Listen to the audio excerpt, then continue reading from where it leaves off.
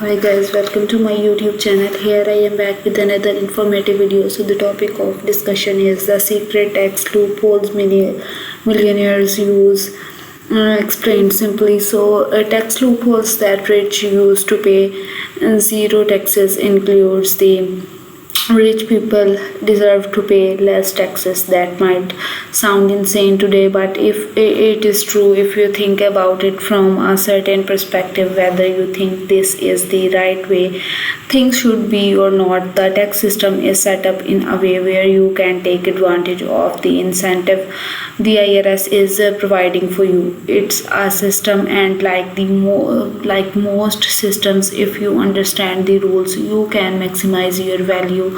If someone hires professionals to navigate the most strategic rules to a system, an accountant in the tax system, and then that individual implement those strategies, they actually deserve the reward of their efforts. Whether we agree with the system as a whole today or not today, we are going to explore the strategies behind it.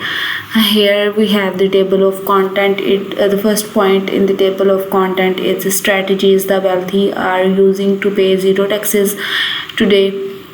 Then the second point is for differing and the reducing capital gain taxes with a QOZ investment. Then the third is 5 harvesting losses. Then fourth point is 6 don't sell or borrow. The fifth one is you might also like a secret hack for real estate investment. Feed section 8 housing. Then REIT versus real estate crowdfunding. Then the investment, the three investments that build wealth, health and legacy. So first of all, we will talk about the strategies the wealthy are using to pay zero in taxes today. First, let's go over the very basic. The US tax code today is progressive. That means it's set up so that the more money you make, the more money that you pay. In the theory, for each taxpayer, the percentage amount of tax that they owe is higher as their income passes a certain threshold. This is what's meant by people discussing bumping up into the next tax bracket. So why does it seem undeniable that rich people pay a lot less taxes than others, or sometimes even zero taxes at all? It seems that way because it's true. Most people earn most of their income as salary and wages. The employers withholds the appropriate taxes from your earnings and pay them directly to the IRS. So when you file your tax return, it's actually a reconciliation of that account. In the same way, if you pay too much, you get a refund, and if you didn't pay enough, then you get a bill from the IRS and possibly a penalty for not paying the amount you are supposed to. All that said, the tax due on ordinary income increasing according to how much you make per level, but the secret for wealthy people is that much of their income isn't ordinary. It comes from the investments and other sources that are taxed differently. The first point is capital gains are valuable. Many wealthy people and other get their income through the capital gains. A capital gain is an increase in the value of something that you own. For example, if you buy a house and the value increases, that difference is a capital gain. The same is true if you buy a stock or a hotel.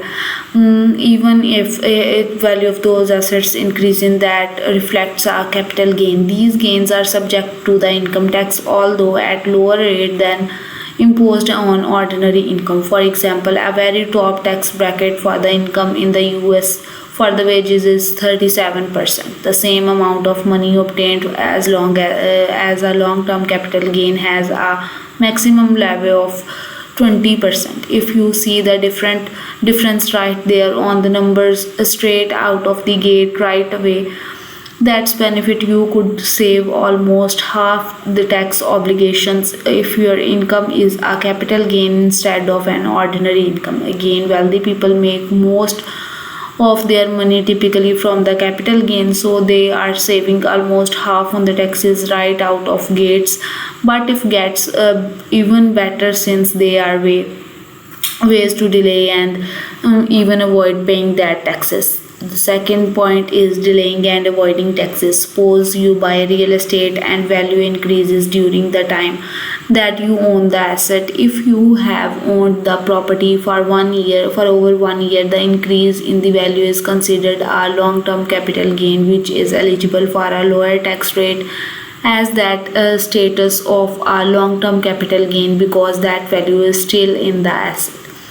That means your investment could actually double and you wouldn't be taxed on the increase unless and when you sell the property. But even when you do sell the property, there are ways to defer or reduce the taxes you need to pay at that time. One of the most advantageous section of the tax code that's used by wealthy people allows people who inherit property to avoid paying any tax on the property's increase in the value before they inherit it. For example, if your parent or your best friend or whoever busy commercially real estate for the $50,000 or owns it for 30 years, let's say it could be worth over $1 million easily today.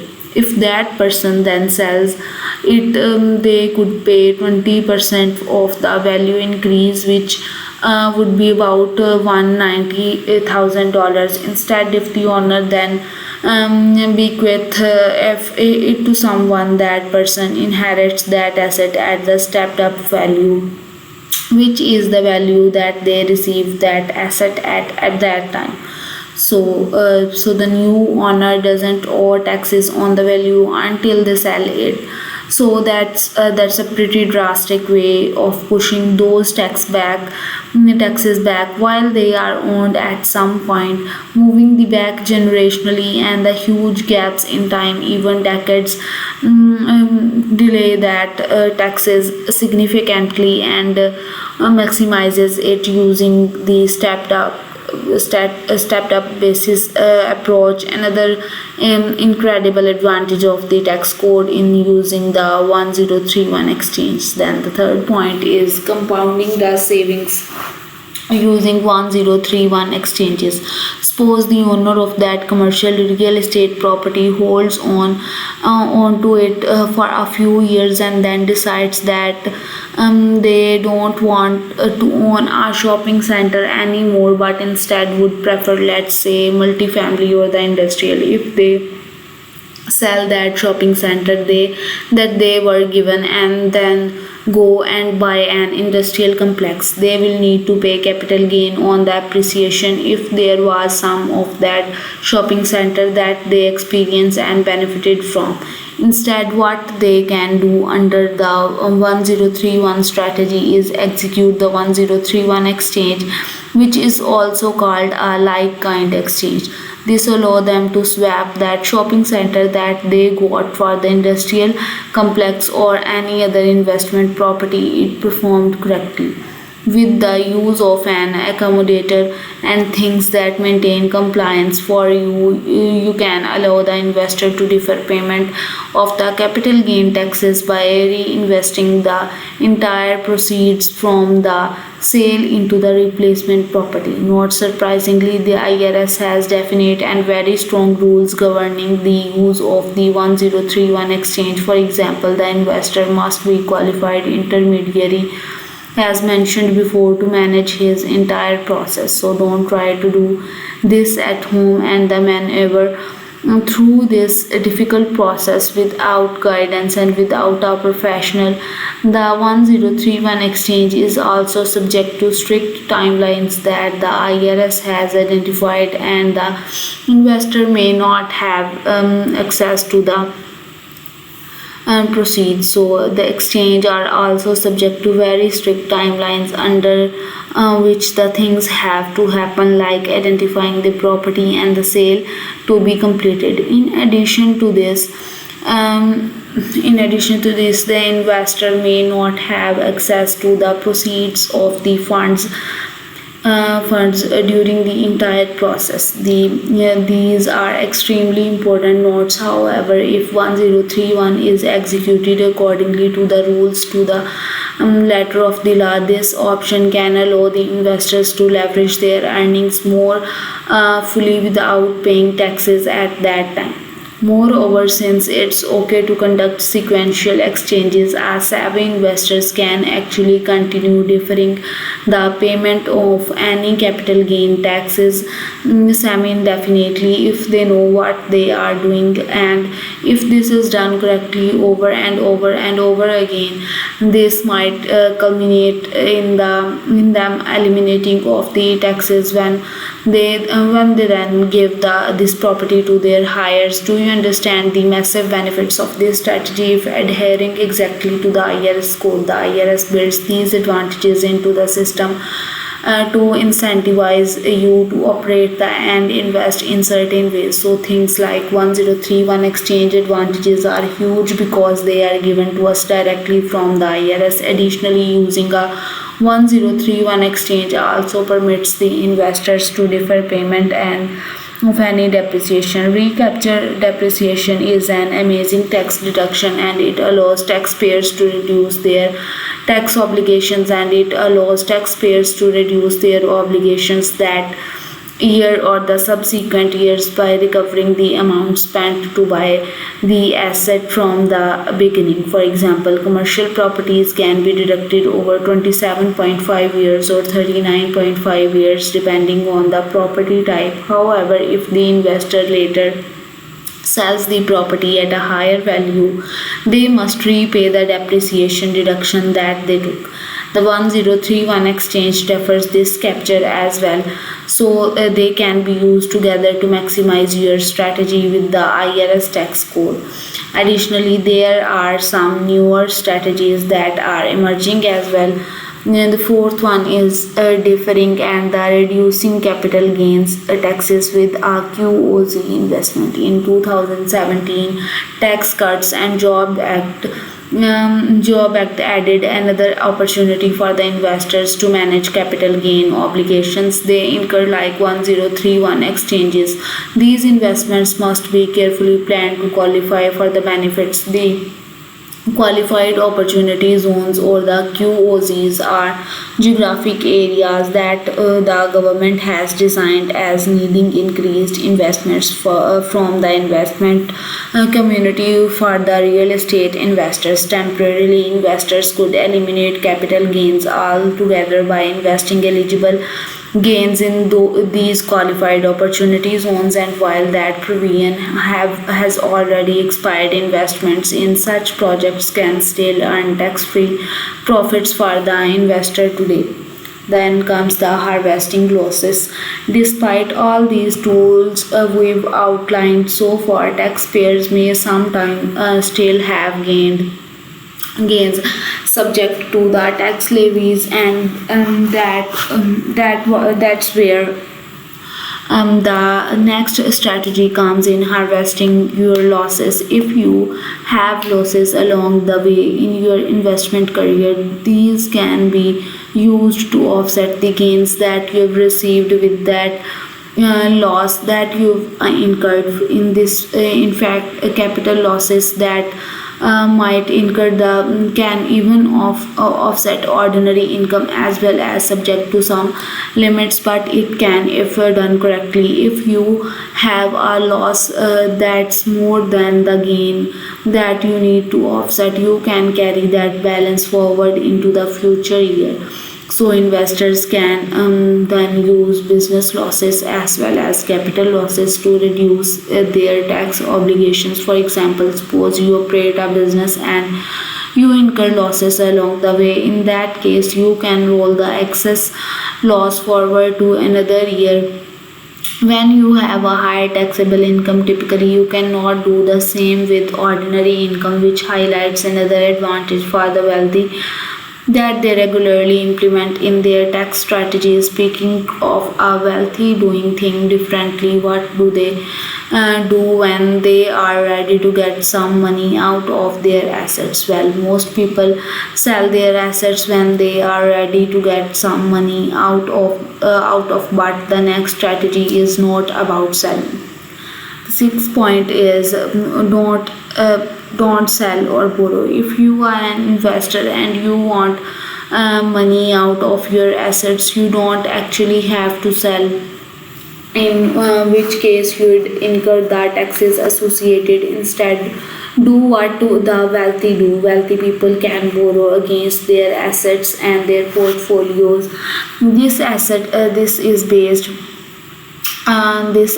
based lending is not considered income because it's not income, so it's not also not taxable, and the since the lenders can collect the assets that back to a loan, and in the event the investors does not pay that loan, the investor will likely get more favorable terms than others who take out a personal loan without the collateral of the assets. The interest is typically far less than the cost of paying taxes on the liquidated assets, and you have the advantage still owing the asset in question. This strategy is so misunderstood. The fact is that there are many strategic uses for the debt, and the biggest question is whether the debt that you are taking on in day-to-day investing and in life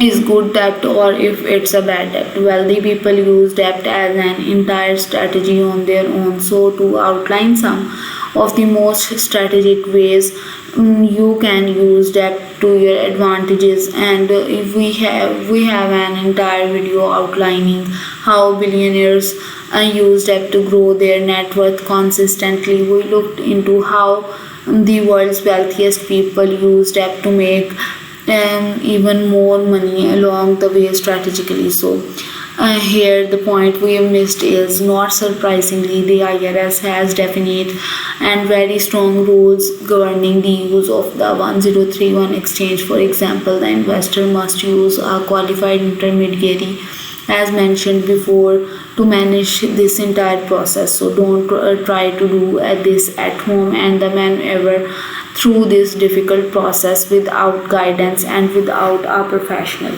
The 1031 exchange is also subject to strict timelines that the IRS has identified, and the investor may not have access to the proceeds. So the exchange are also subject to vary timeline under which things have to happen, like identifying the property and the sale to be completed. In addition to this, the investor may not have access to the proceeds of the funds during the entire process. These are extremely important notes.